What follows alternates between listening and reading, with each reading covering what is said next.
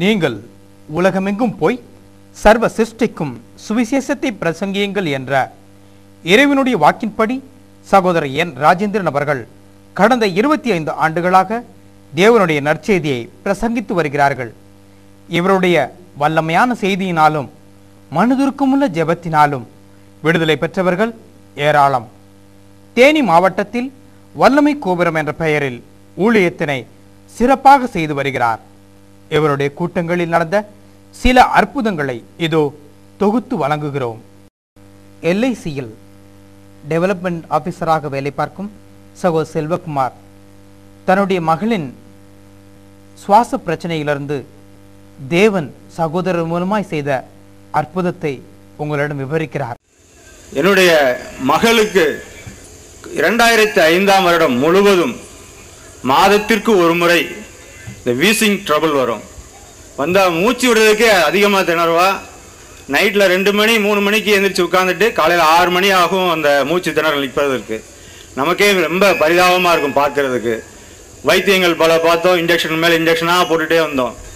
கடந்த வருடம் 2006 பெதஸ்தா ஜெப குடிகையிலே, அதாவது என்னுடைய மனைவி ஜெபிக்கும் பொழுது சகோதரர் சொன்ன ஒரு வார்த்தை, இன்று 2 தாய்மார்கள் தங்கள் குழந்தைகளுக்காக இந்த வீசிங் ட்ரபிளுக்காக ஜெபித்துக் கொண்டிருக்கிறீர்கள், ஆண்டவர் இப்போது உங்களுக்கு சுகத்தை கொடுக்கிறார் என்ற ஆண்டவருடைய வார்த்தையை கேட்ட உடனே அந்த மாதமே அந்த வீசிங் ட்ரபிள் நின்று போனது.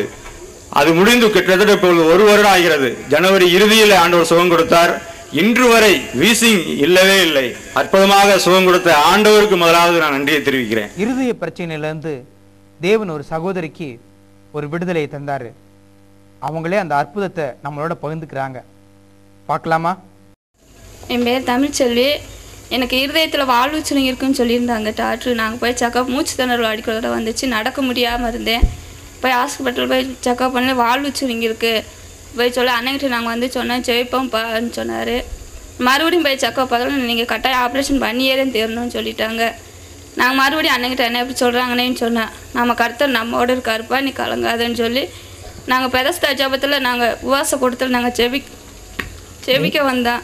அப்போ அண்ணன் என்னை பேர் சொல்லி கூப்பிட்டாரு. நீங்கள் வசந்த மகால்ல நடந்த பெதஸ்தால தானே வந்தீங்க. வரும்பொழுது அந்த மாடிப்படி உங்களால் ஏறி வர முடிஞ்சதா? இல்லை, என்னால் முடியல. மிக கஷ்டத்தோட இவங்களை கைத்தாங்கலாம் தூக்கி கொண்டு வந்தாங்க. சொல்லுங்க. என்னால் நடக்கக்கூட முடியாமத்தே வந்து நான் பின்னாடி உட்காந்துருது. என்னால் நிற்கவே உட்காரவே முடியாதுன்னு சூழ்நிலையில் உட்காந்துருந்தேன். அப்படி இருக்கும்போது மருத பெரிய ஆஸ்பத்திரியில் ஆப்ரேஷனுக்கு நாங்கள் ரெடி பண்ணுறேன். ஆப்ரேஷன் போய்க்கு இருக்கும் போதே 5 நாளுக்குள்ள இன்னைக்கு பண்ணுங்க நாளை பண்ணுங்கன்றாங்க. அப்படியே ஆண்டவர் கிருபையால் எங்களுக்கு ஆப்ரேஷன் பண்ணாமல் ஆண்டவர் அற்புத சுகத்தை கொடுத்துட்டாரு. இயேசுவின் நாமத்தில் ஸ்தோத்திரம் உண்டாகுதா. சகோதரின் இருதய பிரச்சனையிலேருந்து தேவன் தந்த விடுதலை பார்த்தீங்க இல்லையா? இன்னொரு சகோதரிக்கு பிரசவ காலத்தில் இருதயத்தில் இருந்த நோயில் தேவன் செய்த அற்புதத்தை உணர்ச்சி பொங்கலோடு சொல்கிறாங்க. கேட்போமா? மேரேஜ் ஆகி 3 வருஷம் குழந்தை இல்லாமல் இருந்தது. போன வருஷம் இதே வாக்குத்தத்த பெருவிழாவில் நான் கலந்து கொண்டேன், தேனியில் நடந்ததில். அப்போ கூட கர்த்தர் சொன்னார், உனக்கு இந்த வருஷம் குழந்தைய கொடுப்பார் மகளேன்னு சொன்னார். அதே மாதிரி பிரதர் சொன்ன 3ஆவது மாதத்துலேயே கர்த்தர் கற்பத்தின் கனியை கொடுத்தார். நான் கன்சீவாக இருக்கும்போது 9ஆவது மாதத்தில் கூட இருதய துடிப்பு அதிகமாக இருக்குன்னு சொல்லி டாக்டர் ஸ்கேன் எடுத்துகிட்டு வர சொன்னாங்க. ஸ்கேன் ரிப்போர்ட்டில் கூட வால்வு சுருங்கியிருக்கு அப்படின்னு சொல்லி டாக்டர் சொன்னாங்க. பிரசவமாகிறது ரொம்ப கொஞ்சம் சிக்கலானது அப்படின்னு சொல்லி எல்லோரும் பயப்பட்டுக்கிட்டு இருந்தோம். நார்மல் டெலிவரி ஆகாதுன்னு சொல்லி எல்லோரும் சொன்னாங்க. நாங்கள் அந்த நேரத்தில் கூட போன மாதம் உபவாச ஜபத்தில், பெதஸ்தா உபவாச ஜபத்தில் நானும் எங்கள் அம்மாவும் கலந்து கொண்டு ஜெபிக்கும்போது கர்த்தர் சொன்னார், உனக்கு புதிய வாழ்வை கொடுப்பார் மகளே, குழந்தை நார்மல் டெலிவரியாக உதவி செய்வார்னு சொன்னார். அவர் சொன்ன மாதிரியே கர்த்தர் எனக்கு சுகப்பிரசவத்தை கொடுத்து ஆசீர்வதித்தார். அந்த டெலிவரி டைமில் கூட ஒரு சின்ன மூச்சு திணறல் கூட வராதபடிக்கு கர்த்தர் சுகத்தை கொடுத்தார். கர்த்தர் கொடுத்த அருமையான தீர்க்கதரிசி ராஜேந்திரன் பிரதருக்காக கோடான கோடி ஸ்தோத்திரம். உங்களுக்கு பிரசவ நேரத்தில் இருதய வாழ்வு சரியாயிடுச்சா? இப்போ அதற்குரிய பிராபலம் இருக்கா? ஒன்றும் இல்லை, இப்போ நல்லா இருக்கீங்க, சரிதானா?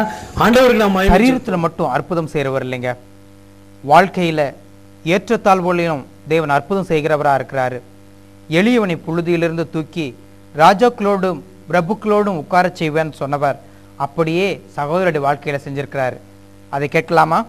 கடந்த நவம்பர் மாதம் வீட்டை திருப்பி 20 லட்சம் ரூபாய் வீடை திருப்பி மறுபடியுமா என்னுடைய மகனுடைய மேரேஜை முடித்து நான் அந்த பெண்ணுக்கு அதிக நகை பண்ணும்படியா எல்லா காரியத்தையும் என் தேவன் முடித்து கொடுத்தார். சகோதரனுடைய ஒவ்வொரு வார்த்தையும் என்னை ஒவ்வொரு நாளும் தேற்றினது. எல்லாம் ஆண்டவர் திரும்ப கொடுத்தார். பிரபுக்களோட உட்கார பண்ணார்.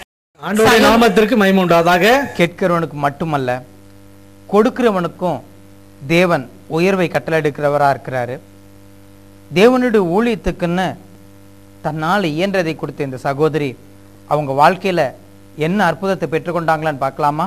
நான் பேசிக்கலாக ஒரு இந்து குடும்பத்தில் பிறந்த சகோதரி. கர்த்தரால் இயேசு கிறிஸ்துவால் ரட்சிக்கப்பட்டேன். அநேக அற்புதங்களை கர்த்தர் எங்கள் வாழ்க்கையில் செஞ்சிருக்காரு.